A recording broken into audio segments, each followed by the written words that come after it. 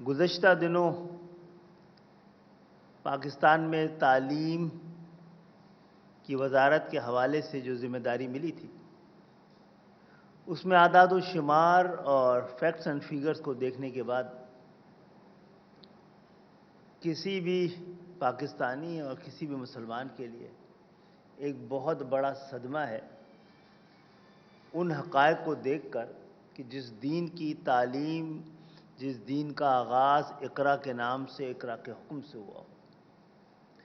معزز صاحب حضرات، اس وقت صورتحال یہ ہے، میں تعلیم کے معیار پہ بات نہیں کر رہا، اس کی تعداد پہ بات کر رہا ہوں کہ اس وقت تقریباً 2.5 کروڑ سے 3 کروڑ بچے پاکستانی وہ اسکول سے باہر ہے، آؤٹ آف اسکول چلڈرن۔ یہ تعداد دنیا کے 150 ملکوں کی آبادی سے زیادہ ہے۔ معزز صاحب حضرات، ہمارے تقریباً 5.5 کروڑ بچے اسکولوں میں رجسٹرڈ، بلکہ 6 کروڑ کے قریب 6 کروڑ اسکولوں میں رجسٹرڈ ہیں، انرولڈ ہیں، 3 کروڑ باہر ہیں۔ اگر 3 کروڑ بچے بھی یہ اسکولوں میں آ جائیں تو 9 کروڑ بچے آپ کی تعلیم حاصل کرتے ہوئے نظر آئیں گے۔ آج پاکستان کی آبادی کا 60% 30 سال سے کم عمر لوگوں پہ مشتمل ہے۔ تقریباً 15 کروڑ آبادی ایسی ہے جس کی پاکستان کو بھی ضرورت ہے اور دنیا کو بھی ضرورت ہے۔ معزز صاحب حضرات، جو ہمارے تقریباً 5-6 کروڑ بچے اسکولوں میں پڑھ رہے ہیں، ان میں سے 5 میں سے 4 بچے 10 سال کی عمر پہنچنے تک ایک سینٹنس بھی نہیں پڑھ سکتے۔ لرننگ پاورٹی، خواندگی کی غربت، شرمناک حد تک ہمارے ہاں شرائع خواندگی شرمناک حد تک کم ہے۔ معزز صاحب حضرات، پاکستان ملت اسلامیہ کے لیے ماڈل اور اقوام عالم میں سر اٹھا کے چلنے کے لیے بنایا گیا تھا۔ پاکستان مقصد نہیں تھا، پاکستان بنانے کا بھی کوئی مقصد تھا۔ تعلیمی مقصد نہیں ہو، تعلیم دلانے کا بھی کوئی مقصد ہوتا ہے۔ اس وقت جہاں پر بہت سارے عوامل ہیں جس کی وجہ سے تعلیم اور شرح خواندگی پاکستان میں جس قدر کم ہے، اس کا تذکرہ بار بار کرتے ہوئے بھی اچھا نہیں لگتا، لیکن اس میں غربت بھی ایک بہت بڑا مسئلہ ہے۔ پاکستان میں غربت وسائل کے نہ ہونے کی وجہ سے نہیں ہے، یہ تقسیم و تفریق کا مسئلہ ہے جس کی وجہ سے غربت ہے۔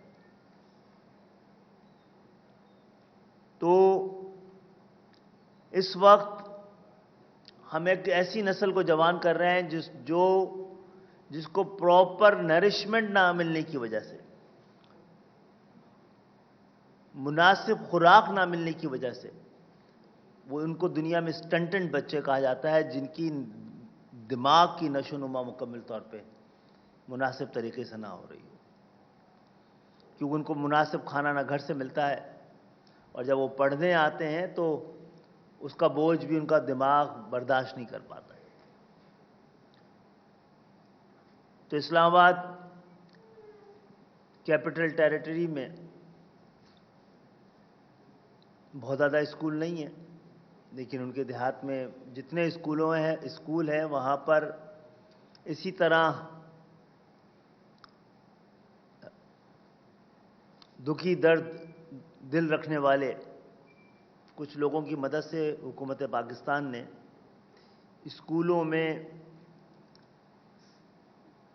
خوراک اور تعلیم کے ساتھ ساتھ خوراک اور علاج کا بندوبست کرنے کا آغاز کیا تھا، اور اس کے بڑے حیران کن نتائج آئے ہیں۔ بعض جگہوں پہ وہ حاضری جو 40% تھی وہ 80% تک پہنچ گئی۔ جس شہر کی نمائندگی میں کر رہا ہوں وہ شہر چلتا ہے تو یہ ملک پلتا ہے. 75 سال نہیں چلے، 50 سال کا حساب رکھتے ہیں. 50 سال کے ہر طرح کی رکاوٹ، زیادتیوں اور شہری اور دیہی کی تقسیم کوٹے کی بنیاد پر. اس کے باوجود اس شہر نے نہ پاکستان کو دینے میں بنایا تھا، بچانے اور چلانے کی ذمہ داری بھی رکھتا ہے یہ شہر. اسی کے ساتھ ساتھ ہم نہ صرف اختیاری اور ارادی پاکستانی ہیں. 70 میں جب ہمارے اجداد کو یہ چوائس دی گئی تھی کہ کراچی کو الگ سے رکھنا ہے یا سندھ کے ساتھ، تو انہوں نے سندھ کے ساتھ رہنے کا ہم ارادی اور اختیاری سندھ صوبے کے بھی باشندے رہے ہیں. تو اس کو بھی ابھی تک 97% سندھ کے شہری علاقے، سندھ کے شہروں کا بجٹ بناتے ہیں. تو اس شہر میں تو کسی امداد کی ضرورت ہی نہیں ہے حکومتی. یہ شہر تو خود حکومتوں کی مدد کر رہا ہے.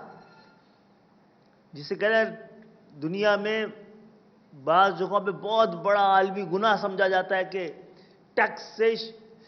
Taxation without representation. یہ شہر Karachi over taxation and low representation کا شہر، جس کو گنا بھی کم گیا ہے، اور اس کی نمائندگی اس سے بھی آدھی رکھی گئی ہے. کراچی کی نمائندگی اس کی آبادی اور اس کی افادیت کے لحاظ سے 25% بھی نہیں ہے.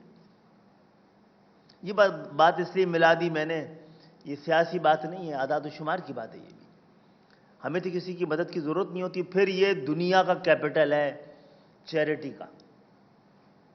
کہیں بھی اس شہر کے تمام بڑے اسپتال جو مختلف حکومتیں جس کا سہرا اپنے سر لیتی ہیں، ایسے ہی لوگوں کی مدد سے چل رہے ہیں. جنہیں اسپتال کو نہ وفاق کا پیسہ لگ رہا ہے نہ سندھ کا لگ رہا ہے. کراچی کے تاجر حضرات، کراچی کے مخیر حضرات، کراچی کے فلاحی ادارے چلانے والے لوگ چلا رہے ہیں. تو ہم نے ریکویسٹ کی تھی گورنر سندھ صاحب سے بھی کہ آپ اس صوبے کے گورنر ہیں، اور جو تعلیمی ایمرجنسی ہے اس میں ہاتھ بٹائیے حکومت کا. آپ وفاق کے نمائندے بھی ہیں، تو آپ وفاقی حکومت کی جانب سے ایک تعلیمی ایمرجنسی اسی اعداد و شمار کو ذہن میں رکھ کر اس کا اعلان کیا گیا تھا. اور میں نے خود درخواست کی تھی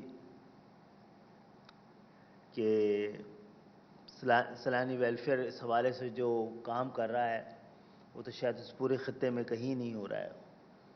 کھانا کھلانے کے کام پہ تو سب سے صحیح انویسٹمنٹ اس کی بھی اسکول کے بچوں کے لیے ہونی چاہیے.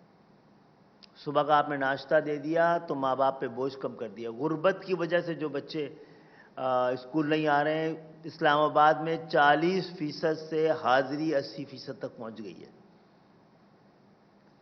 تو یہ موقع ہم چاہتے ہیں کہ سندھ کو بھی دیا جائے.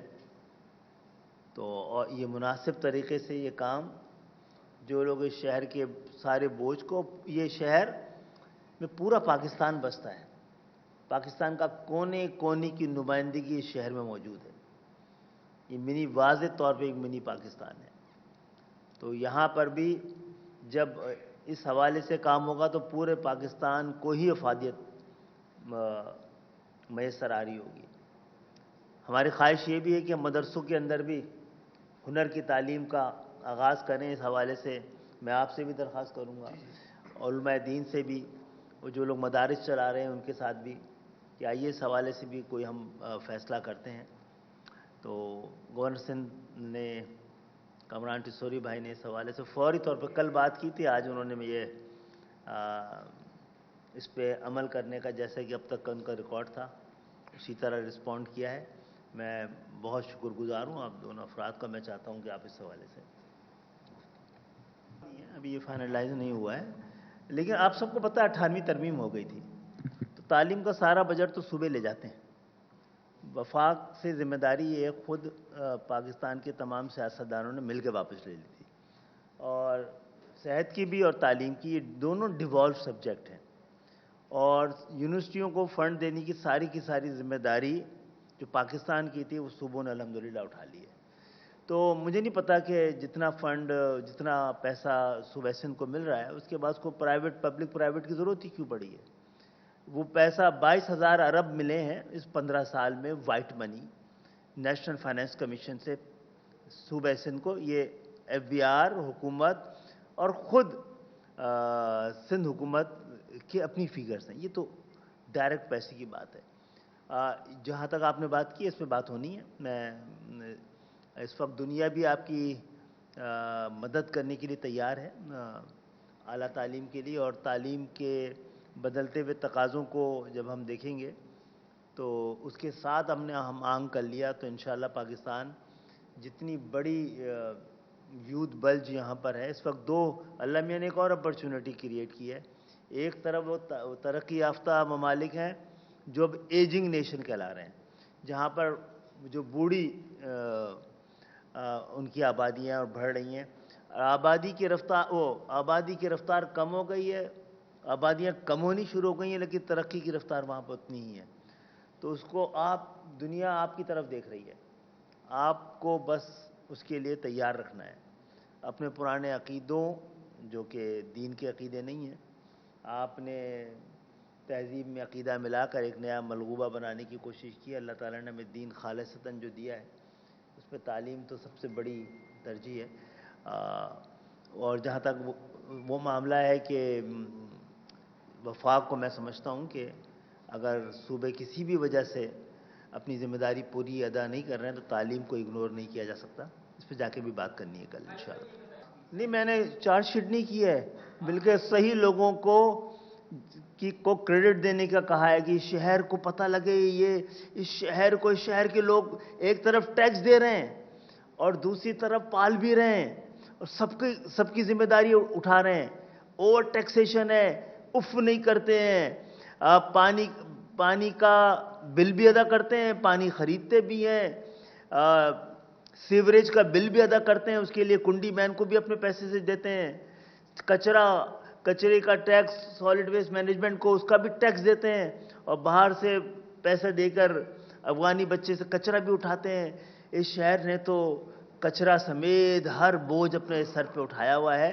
اور جہاں تک وفاق میں نمائندگی کا تعلق ہے، بھائی ہم ایک نئے اپنے آپ کو ایم کیو ایم، میں سمجھتا ہوں کہ پاکستان کے اندر ایک بہت بڑی اپرچونٹی تھی جس کو ضائع کیا گیا۔ آپ 10 الزامات لگا لیں جناب عالی، ہم اس نظام دیکھیں جی، دو طرح کے ہیں، ایک وہ لوگ جو عوام دشمن ہے، دوسرے جو نظام دشمن ہے۔ جو نظام دشمن ہوتے ہیں وہی غدار کہلاتے ہیں، ہم نظام دشمن ہیں الحمدللہ، ہم پاکستان کے ظالمانہ نظام کے خلاف ہیں۔ ہم آج تک تمام تر مشکلات کے باوجود، میں 5 دفعہ الیکشن لڑا ہوں، 5 روپے خرچ نہیں کیے میں نے، کسی کی مجال نہیں ہے۔ پاکستان تو کیا دنیا میں یہ بات، یہ ایم کیو ایم کی یہ دہشت گردی بھی دکھائے نا آپ، کہ آج بھی غریب سے غریب لوگوں کو ایوانوں میں بھیج رہے ہیں۔ جس وقت پاکستان میں سینٹ کے پاکستان کی سیاست میں سینٹ کے جمعہ بازار کی قیمت 74 کروڑ پہنچ گئی، ہم نے ڈبل ایم اے کی بھی اپنی اسکول ٹیچر کو ہمیں سینٹ کی ٹکٹ نہیں دی، جہاز کی بھی ٹکٹ دینی پڑی۔ یہ کمال کر کے کو دکھائی، یہ ہے دہشت گردی، یہ ہے خوف، یہ قابضین کے خلاف ایک نعرہ اور چیلنج ہے۔ اور ایم کیو ایم کو اس کے لیے ضروری تھا کہ ذرا کیبنٹ سے باہر بیٹھ کے دیکھتی، تو مدد کی ضرورت تھی اس لیے چلے گئے، اور اپنی خواہش پہ نہیں گئے، پاکستان کی ضرورت کے تحت گئے، اور ہم سے کوئی زیادہ ضرورت پوری کرنے والا ہوگا تو انشاءاللہ وہ چلائے گا۔ میری عادت ہے ویسے بھی ایوانوں سے استعفیٰ دینے کی بھی، اور اب تک کا ریکارڈ تو وزارتوں سے استعفیٰ دینے کا بھی ہے۔ پہلے وہ بتائے گا کہ وہ نظام کے خلاف تھے یا ملک کے خلاف تھے یا کس کے خلاف تھے، کس کا ساتھ دینا چاہتے ہیں، وہ تو منع کرتے ہیں۔ ہم سب چاہتے ہیں کہ افواج پاکستان کے پاس، ریاست کے پاس بڑی اہم ترین ذمہ داری پاکستان کے دفاع کی، اس کو ہمیں کہیں اور مجبور نہیں کرنا چاہیے، کہیں اور مصروف نہیں کرنا چاہیے۔ وہ ہم سب کی خواہش ہے کہ وہ نیوٹرل نظر آئیں سیاست سے، ان کو اس میں ملوث نہ کیا جائے۔ عمران خان صاحب یہ نہیں چاہتے، وہ چاہتے ہیں کہ ریاست سیاست میں ملوث ہو اور ان کے ساتھ کھڑی ہو. یہی حب الوطنی ہے ان کے خاطر. وہ کہتے ہیں آپ نیوٹرل نہ ہو اور نیوٹرل نہ ہو میرے ساتھ کھڑے ہوں. تو اس جدوجہد کو آپ خود ہی نام دے دیجیے. جہاں تک نصاب کا تعلق ہے، ہم نے 18ویں ترمیم میں سب نے مل کر یہ طے کر لیا تھا کہ صوبوں کو ہم نے ماشاءاللہ اتنا مضبوط کر دیا ہے کہ اب نتائج نہ آئیں تو وفاق بڑے آرام سے بیٹھا ہوا ہے. اور جہاں تک کیریکولم کی بات ہے، اس کی ذمہ داری بھی بنیادی طور پہ صوبوں کو ہے اور بجا طور پہ ہونی چاہیے اپنے حالات کے تحت بہت ساری چیزوں کو. لیکن بنیادی وفاق کے پاس ایک چھوٹا سا 0 پوائنٹ سے لے کر اور ریڈ زون تک کا علاقہ ہے، تو اس میں اس کے نصاب کے لیے بات کی جا سکتی ہے. لیکن ایک قومی نصاب سے زیادہ اب تو یہ گلوبل ولیج ہے ریئل سینس میں. اب عالمی ضرورت کو پورا کرنے والا ایک کیریکولم ہے، اس کی ضرورت ہے. اس پہ ہم کام کر رہے ہیں. یہ دنیا بڑی تیزی سے بدل رہی ہے. آنے والے 30 سالوں میں بہت بڑا تبدیلی آنے والی ہے. اس کے لیے تیار رہنا ضروری ہے. ہم اندر سے تبدیلی لانے کے نعرے لگاتے رہیں. باہر سے تبدیلی آ رہی ہے جو ہمیں تبدیل کر کے رکھ دے گی.